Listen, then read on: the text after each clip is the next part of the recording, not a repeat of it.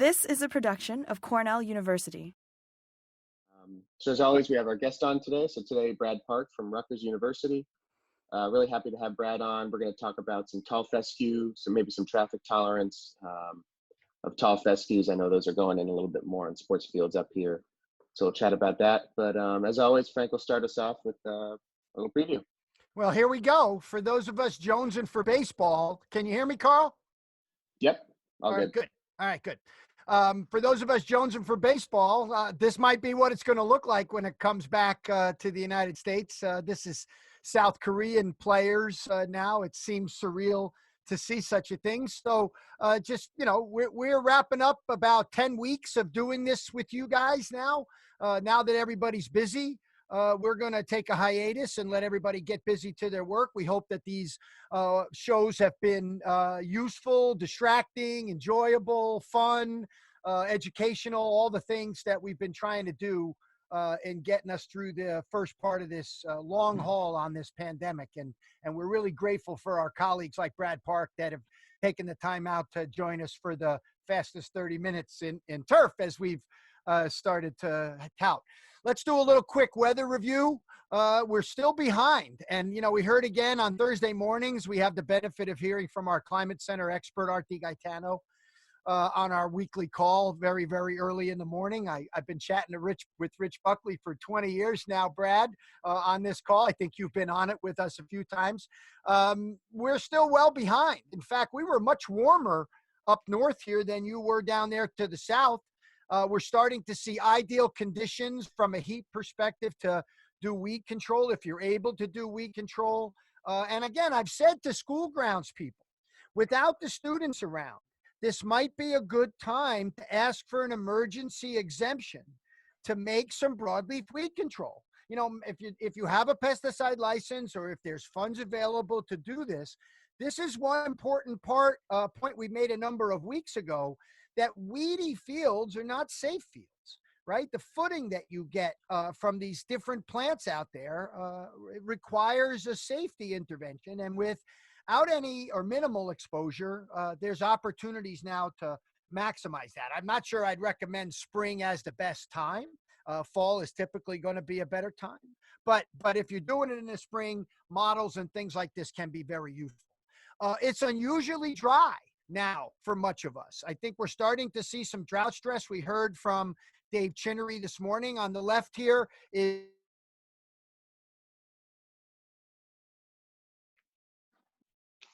Uh-oh, Frank, we lost your audio here. How's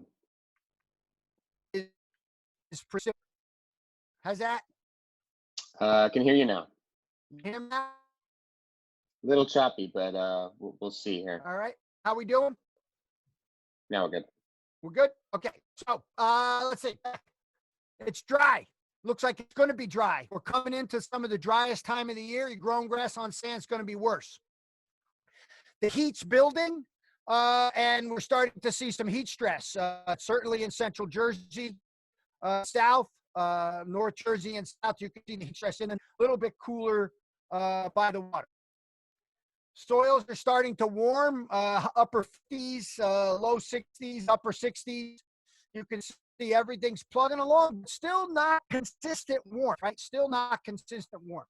All right, topic for today, hope my internet holds out, Brad, is really the importance of species and variety selection for sports fields, and particularly with regard to traffic tolerance.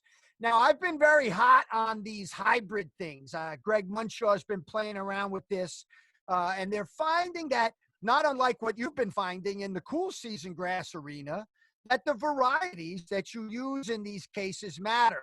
Obviously, the Bermuda varieties are a little bit limited because you're going with maybe more cold tolerant ones. But in this case, the Bluegrass variety seems to have a big impact on the performance of this.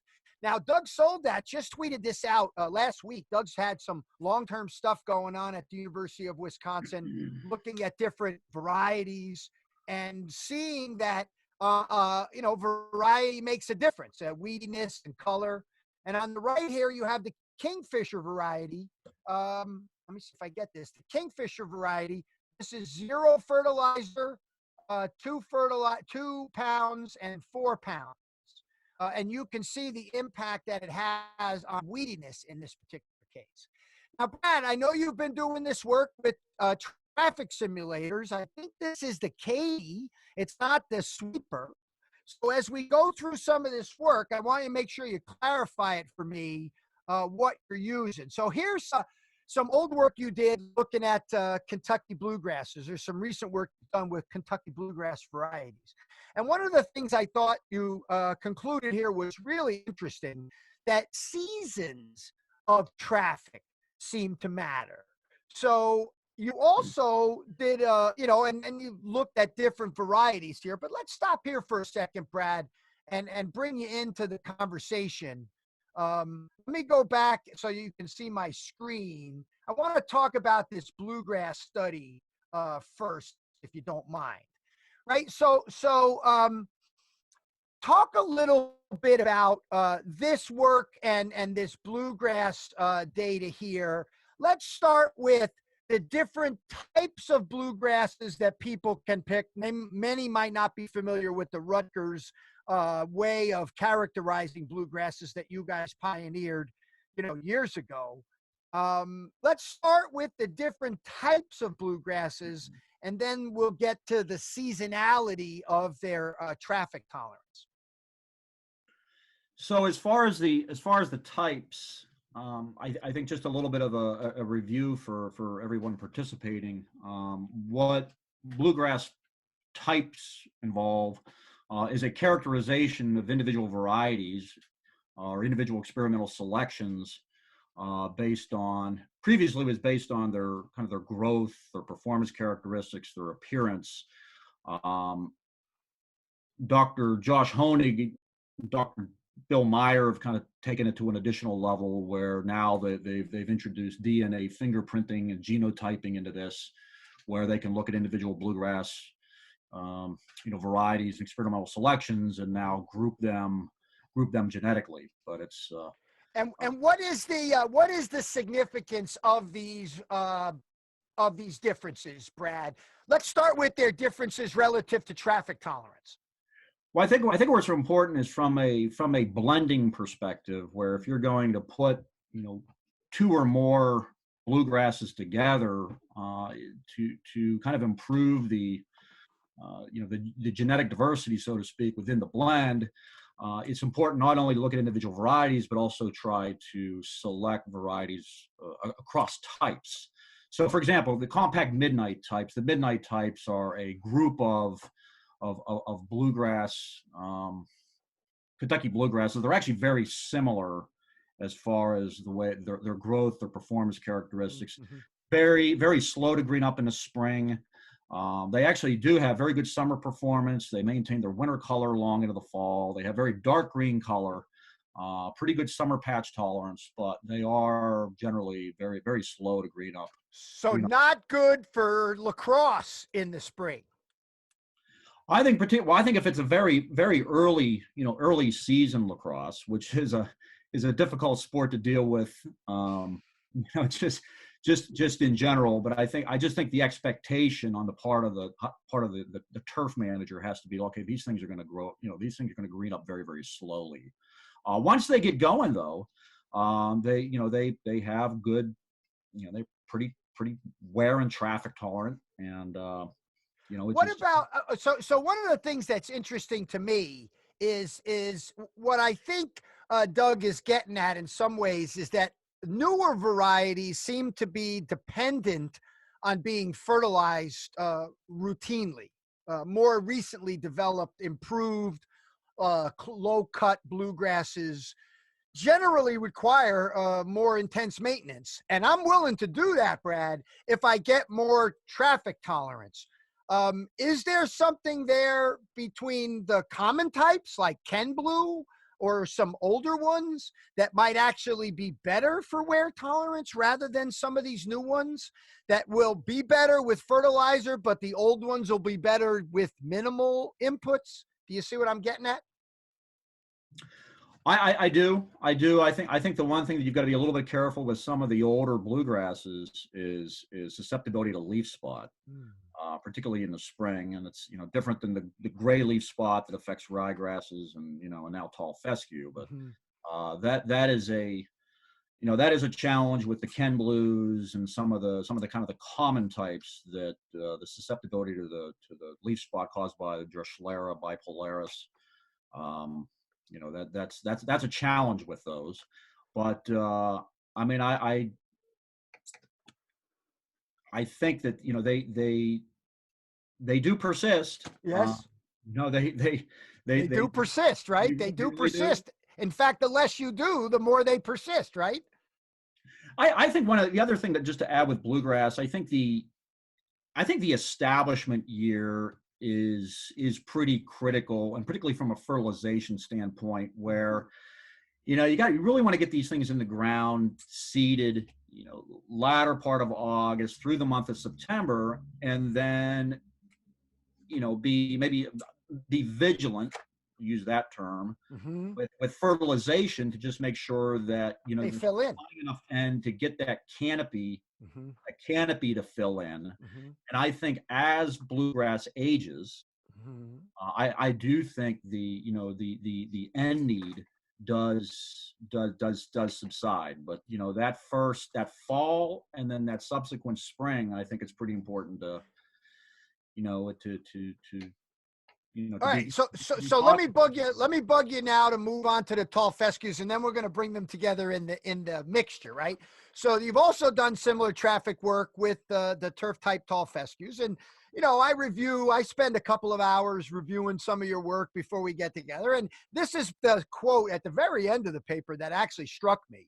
That sometimes the things we select grasses for, like dark blue green and fine texture, don't necessarily translate to the functional performance that we always want. Now, this is work from, I think, one of the international proceedings from 2009 or 2000. I think it was 2009.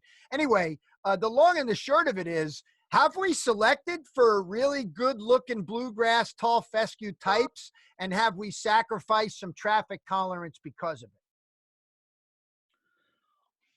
I think that let me say this about the newest tall fescue trial, the 2018 test, and Oh, good. we initiated traffic last fall on it, and I actually just yesterday just ran kind of a real basic correlation between the quality ratings that I took, Mm-hmm. which when I rate for quality, I don't put a real strong bias towards color. For me, it's more of a uniformity issue. It's a density issue. And those quality and traffic tolerance ratings were just, as far as a linear relationship, they were linearly related. Hmm. So the quality relationship, again, I think where the evaluator is putting a premium on things like density and uniformity, and then traffic tolerance, that relationship is still there. And so you've touched on the things that are important for traffic tolerance and somewhat aesthetic tolerance. If you've got a dense uniform turf, independent of the color, it may be off-putting from a greenness perspective, but ultimately it's going to be more traffic tolerant. And in many ways, our focus on traffic tolerance keeps us safe, right? There's some measure that's a safer field if it's dense and uniform, right, Brad? I would agree. I think the just the uniformity issue in and of itself, where you're establishing traffic tolerant, varieties, cultivars, Right. Species, doing a good job of species selection, and you've got Right. a uniform surface versus a Right. surface that's just doesn't have the uniformity. Right.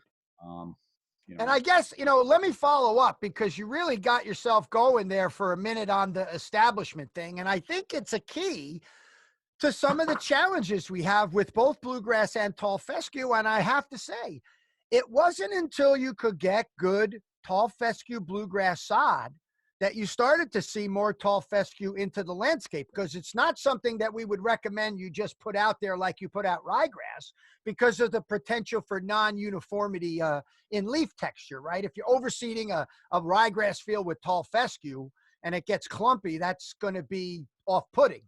So the ability to put these things together and then sell it as sod is also something that you've been looking at. And again, we'll put links to a lot of this work that people can follow up and review this yourself. But, you know, your work here with Murph on these combinations is very interesting, because, you know, brown patch severity is a weak link for tall fescue. And of course, you put the more Kentucky bluegrass you put in there, it seemed to reduce the amount of brown patch you got. But, and I wonder if you could explain this, how did the bluegrass variety impact the amount of brown patch maybe a tall fescue variety that was weak in it got? Was it the percentage of bluegrass, or was there something about that cultivar that kept the brown patch from getting severe? Well, I think what's really important to recognize about this study is that the bluegrass cultivar selection was really what governed. That's right. The performance of these mixtures from a standpoint of everything from brown patch severity to Perfect. speed and composition. Perfect. And the two really strong bluegrasses that we investigated were Blue Note and Midnight 2. Mm-hmm. And those are very high quality, high performing. Compact Midnights. Well, Blue Note is a compact America type. So it's actually got a little bit lighter color, a little bit earlier green up. It's very quality variety. Midnight 2, a little slower green up, but you know, once it gets going, you know, I think it's about as good as anything. But we don't associate brown patch typically with Kentucky bluegrass. Do those also separate out for brown patch susceptibility? Well, I think what happened in that study is that the inclusion of those cultivars, you know, they really tended to dominate the tall fescues. So that brown patch, we employed a fairly complex statistical analysis in the study, but basically the inclusion of those cultivars in the mixes, and as those aggressive bluegrasses dominated the mixtures with tall fescue, I think what you were seeing from a brown patch perspective was just the bluegrass becoming a more predominant component in the mixtures. So is that what happens to these sods if you put them in the ground? As you know, the best ones are planted, 90-10 in the field, 90 tall fescue, 10 bluegrass. They make it to the field probably 50-50 in some cases, maybe more bluegrass than tall fescue. You put the sod down. Does it then just become a bluegrass, or does it also sometimes become a tall fescue stand? What our research suggests is that transition over to bluegrass is going to be a function of the bluegrass cultivar selection. Now, this kind of goes against what we traditionally recommend as, you know, agronomists and extension people would always choose the best variety. The catch-22, so to speak, of all this is that some of these better bluegrasses, while we want to use those, when they're mixed with tall fescue, that could facilitate that transition over to a predominant bluegrass mixture. So, you know, the question kind of gets back to, you know, you were bringing up some of these common types and so forth. You know, if the goal is to have as much tall fescue in that mixture as desired, and that to be a long-term component of the mix, do you really need a high-end Kentucky bluegrass cultivar in that mixture? Do you just want something that is largely going to perform the role as being rhizomatous, so that sod can be lifted, and then provide some insurance against brown patch, which we know tall fescue has got? You know, there's a big challenge there. So in some ways, that Blue Muta idea is the same way that it feels like these things are helping each other through the season. I guess what I'm wondering is, are we having issues with sod growers using the weaker bluegrass varieties because they typically don't want to buy those varieties for their bluegrass sod? I think it's kind of all over the map. It is. I Okay. I mean, there's a facility that I'm familiar with that established a bluegrass. They purchased a sod, bluegrass tall fescue mixture. The bluegrasses were not top shelf bluegrasses, and there's still a lot of tall fescue in the in the mix. And from the objective of kind of having a tall fescue turf, or having a significant component of the turf being tall fescue going forward, that mix that the grower established, is achieving that. So how much is going to be related to what happens when you put sod down, Brad? You lay sod down, certainly, it comes juiced probably from the sod producer's field. And then in a sports field, there'll always be, let me get it going. So you're giving it some more in. And then I'm wondering how much that always tends to favor the bluegrass over the tall fescue. What we've done on our campus is we've strived to put more tall fescue in. We haven't paid as much attention to the varieties. I think, like you've said, sod growers, we don't always get the choices that we want, right? That's one of the limitations of sod. But we put it in, and we don't really do anything but mow it and overseed it and aerify it once a year, overseed it just to get more tall fescue in there. And boy, those have become beautiful stands. You can't barely find the bluegrass in them. They become dominant tall fescue. So how much does the management then determine how much tall fescue you're going to have, thinking that more fert means more bluegrass? Is that logical? I think it is. I think, I think anything at higher cutting heights and less nitrogen, lower kind of annual nitrogen quantities, lower, just less frequent irrigation. I mean, anything that's going to, it's going to provide the tall fescue an advantage. It's got to help. I think having the control over kind of what you're doing, if you have the opportunity to establish for a field for the first time, and you can really drill down on that seeding rate, maybe even want to go to a 95-5. 95% tall fescue, 5% Kentucky bluegrass by weight. That I think is another. You like that? You like that strategy? I think it's worth giving it a shot. Do you see that kind of? Do you see those things available? That's one of my questions on my list. I mean, you and I can talk out the kazoo about this variety, that variety. And the varietal differences within a species can be as big as the differences between the species, right? Tall fescue varieties within a tall fescue can be as different as tall fescue and Kentucky bluegrass species. So do you find a lot of 95-5s on the marketplace? Do you find seed companies willing to work with us on this? I don't see a lot of it. Doesn't mean it doesn't exist, but I don't see a lot of it. How do you decide? How does somebody decide? Is it season? Is it maintenance? How would I decide if I'm starting out whether I should have a bluegrass or tall fescue field or go with that blend? I'm going to put you on the spot of how you get about deciding what to go with if this whole thing allows you to do some renovation.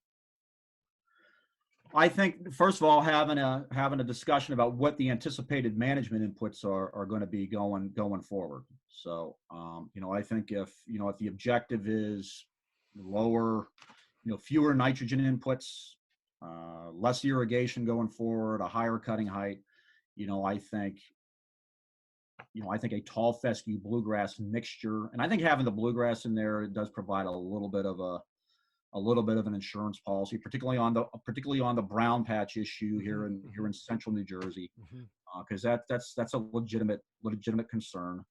But it's let's say a school, municipality, new construction project, they wanted to go for seed, wanted to start something from seed, and even with automatic water. But if they were trying to be minimalist with it, I would probably push them in towards a towards a 90-10. Okay. All right. Hey, Carl, questions for Brad? Yeah, we a couple comments. Ben was just mentioning he's had great Ben Palmer, Massachusetts. He's had great success with mixtures of no more than 60% turf type tall fescue. And then again, he was echoing the need for high end in establishment. So really important for him, that establishment phase. Greg Chorvis is challenging you guys. Even you two heavy hitters can't convince me tall fescue on athletic fields. He's used it. He doesn't like it.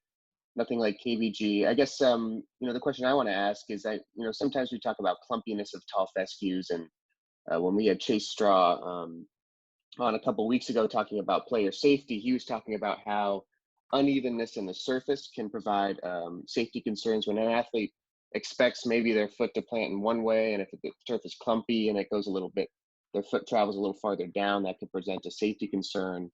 Anything from you, Brad, on the concerns with the clumpiness in the tall fescue and maybe that being something of a safety concern?